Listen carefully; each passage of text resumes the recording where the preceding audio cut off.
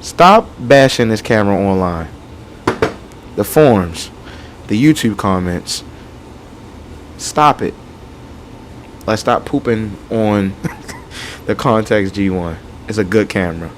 In today's video, I'll be sharing my experience shooting long exposures at nighttime and at blue hour. So before I go out and shoot these long exposures, there are a list of things that you're going to need. Number 1, the camera. I'm using a Contax G1. 2, a shutter release cable. 3, any film of your choice. I'm using Portra 400. And number 4, a tripod. Oh, how could I forget? A light meter app. Or a light meter. Doesn't matter. Your choice. So, the first house I pulled up on, somebody came outside and like I was about to get my stuff together, and like as I got out the car, they were coming towards me and they were just like going into their house, and I was just a little meh. But I got this first one. I'm about to take out the light meter and I'm gonna see how it looks. And it says that it's underexposed, but I don't know. Sorry. This is what it's metering at. Okay, so I'm gonna put a timer on for like 8 seconds, and then I'm gonna do one with 10.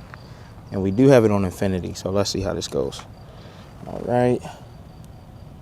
Okay, 3, 2, 1. I actually like how this photo came out, and I'm more impressed with the stuff to the side of it instead of the actual house that I was shooting for. So like the house right next to it, the way the porch light is on, has a small light in the window, and then the house behind it, those are actually the way the lights look in that house and how the house is lit, it just looks nice. My biggest pet peeve out of all these photos tonight is just the street lights.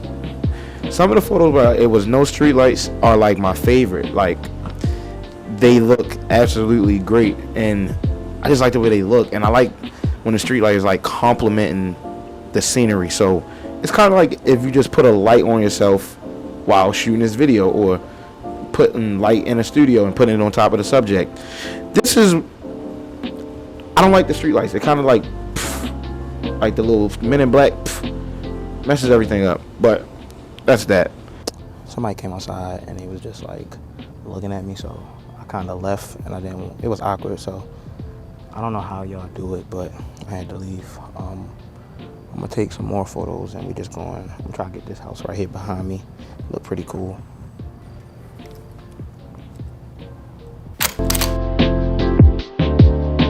This photo right here takes the icing on the cake for my favorite photo of the night.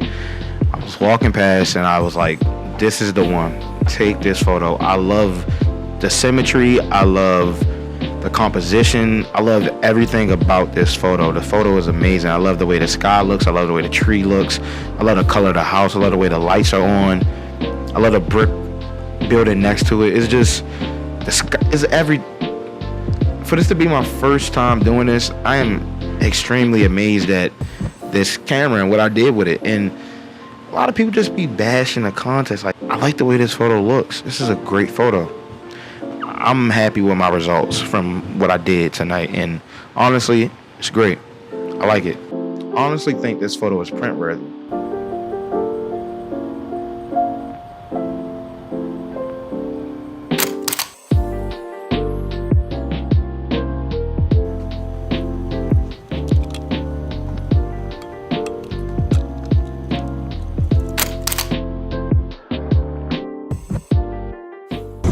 Alright, so there's a lot of cars coming past right now, and I'm just waiting for these people to move, and I'm about to take the photo.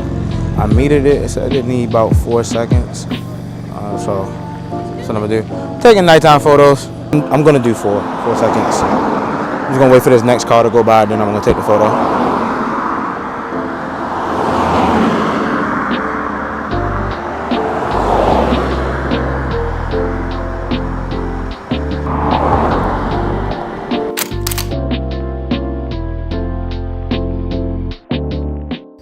Okay, so right now I got this house right here, and it's telling me to put it at, I got it on F8, and it's telling me that it's 8-second exposure, which means that the reciprocity will want it to be up to 16 seconds. So I'm gonna go ahead and meter it and go ahead and just take the photo.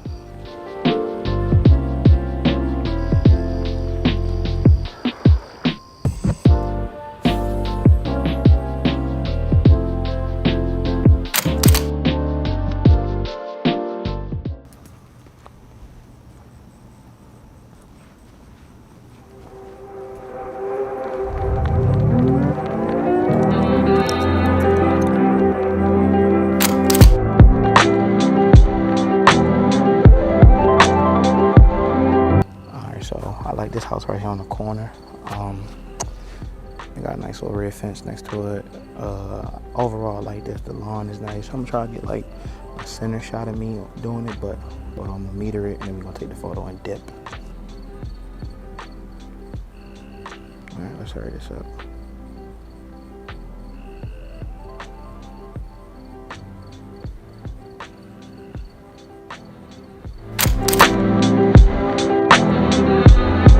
This is why I say shooting film is such a unique experience.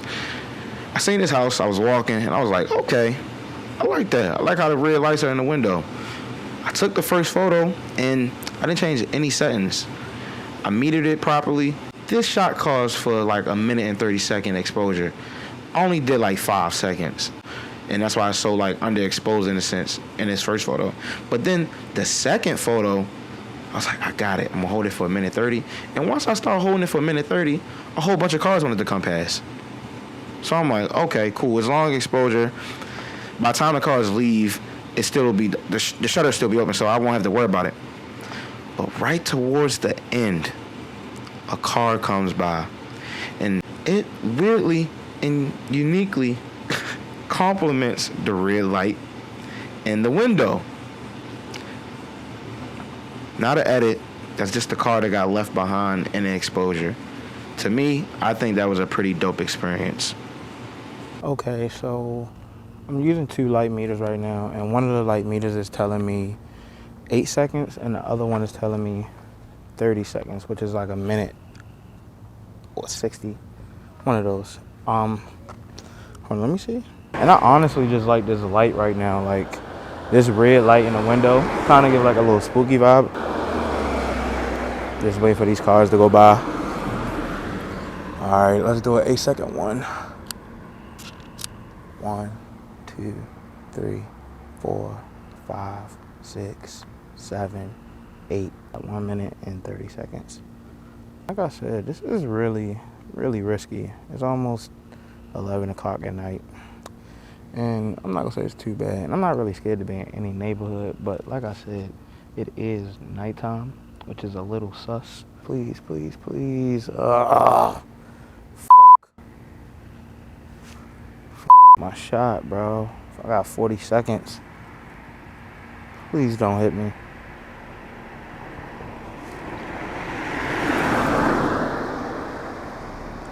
Okay. Hopefully it's gone by then.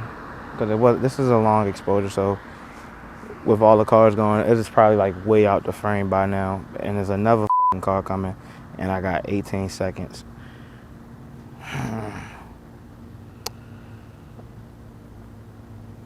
Come on, come on, come on, come on, come on, come on, come on, come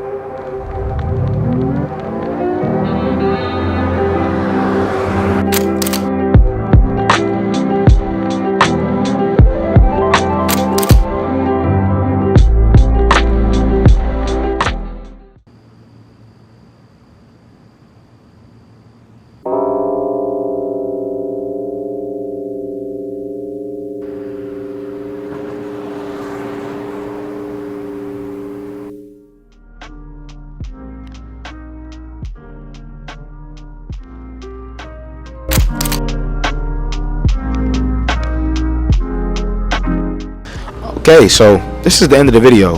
Thanks for watching. I hope you liked the photos. I will be posting these on my Instagram. Well, probably already be posted on my Instagram by the time this video goes up.